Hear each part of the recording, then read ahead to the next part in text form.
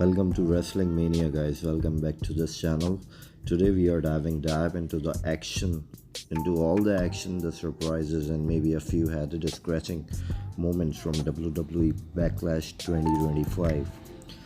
This pay-per-view promised excitement, and boy did it deliver.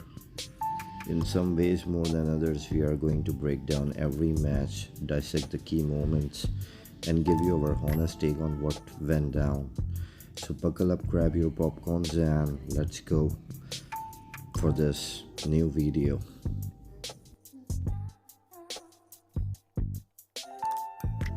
So we're gonna go ahead with the US Championship match. Kicking off the main card, we had a chaotic fatal 4-way for the US Championship.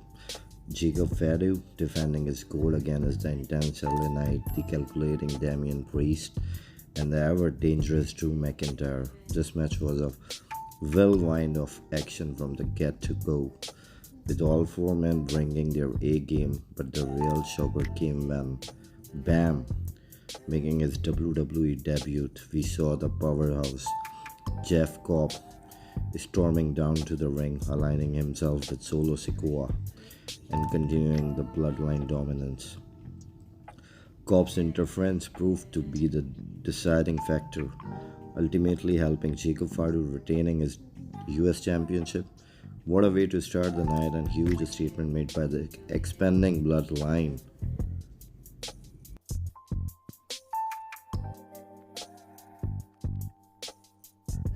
The next segment we got to see is a Women Intercontinental Championship match. We had Lyra Valkyria putting her newly won Women's Intercontinental Championship on the line against the legendary Becky Lynch.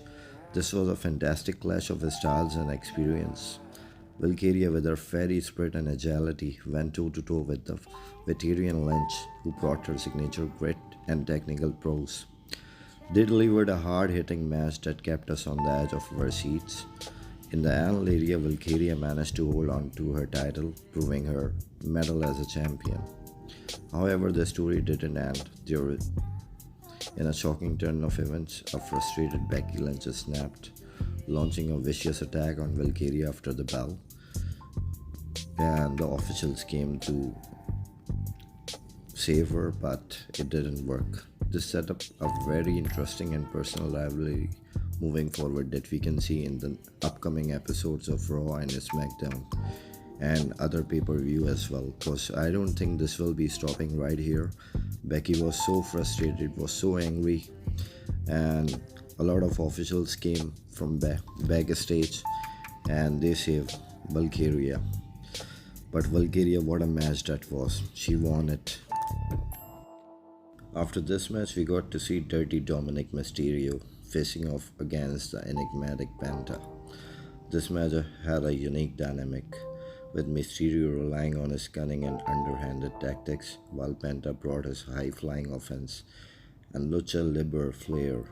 The match itself was solid, but the finish, well, it was certainly something out of nowhere. We saw the emergence of El Grande Americano, whose interference allowed Dirty Dominik to steal a victory and becoming the new Intercontinental Championship again.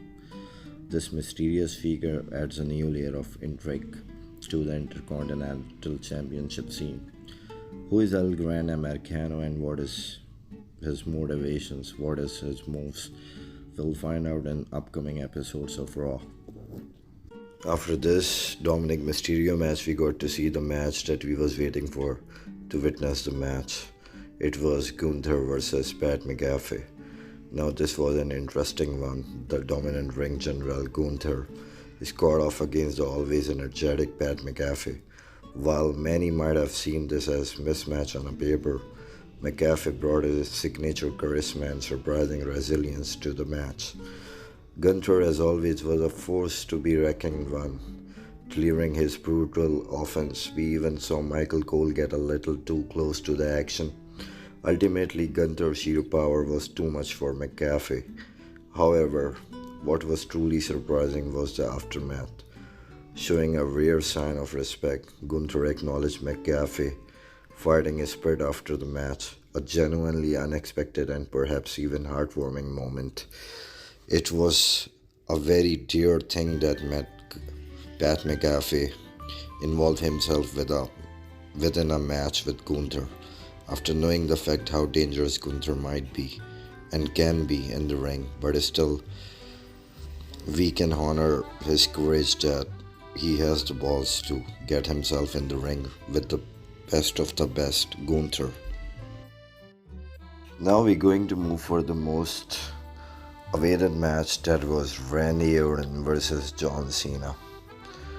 It was the main event of the Backlash 2025 and it was a clash of titans for the undisputed WWE Championship as John Cena went head to head with Randy Orton. This match had a big fight feel as you expect from these two legends. The action was intense, back and forth, and filled with near falls that had the crowd on their feet.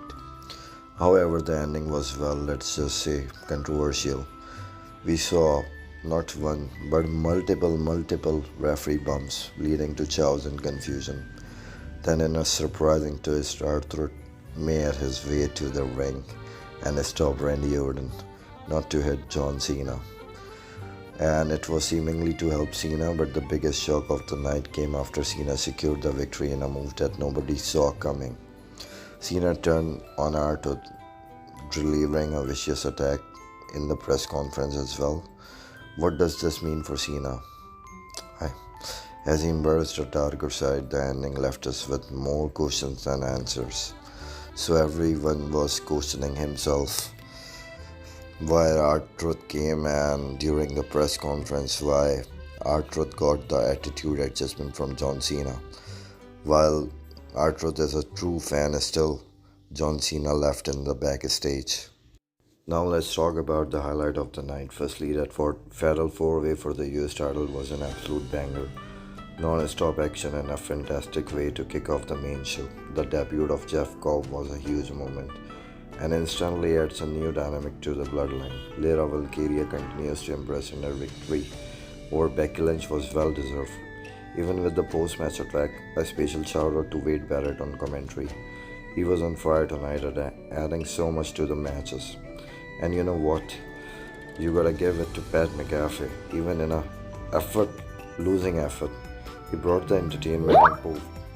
He's more than just a commentator. He can hang in the ring as well.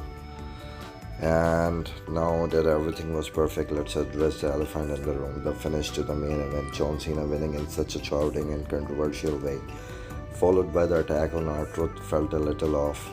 It definitely left a sore taste for some. The ending of the Intercontinental Championship match with El Gran Americano interference also felt a bit abrupt and left us scratching our head and nose as well.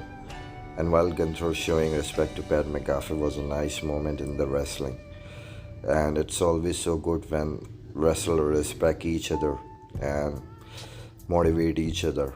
It almost felt out of character for the dominant ring general. We have come to know finally the ongoing Solo Sikoa storyline feels like it's treading water a bit. We need to see some more development there.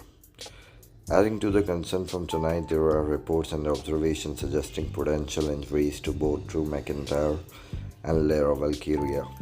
During their matches, we will be keeping a close eye on any official updates regarding their condition. Hopefully, both competitors are okay and back in the ring soon. But let's circle back to that shocking moment after the main event. Despite R-Truth seemingly trying to help him win the Undisputed Championship, John Cena delivered a brutal attack on his former ally. This was completely unexpected and raises so many questions. What has sparked this aggression? Has Cena turned heel? What will be the fallout on the upcoming shows? This single act that we can see, the single act. So there you have it, our in-depth commentary on WWE Backlash 2025. It was a night of surprises, some great in-ring actions, and few moments that left us scratching our heads. What were your thoughts on the main event? What were your favorite and least favorite moments? Let us know in the comment below. Don't forget to like this video. And guys, please subscribe me. I'm a new YouTuber. I need your support as well. So if you guys subscribe me, it will give me a real motivation, and I will upload a lot of things from now onwards if I'll get better views. And for more wrestling content, just do subscribe, and hit that like notification bell as well if you can. Again, if you can subscribe, that's more than enough. Again, thank you guys for watching me, and we'll see you in the next one.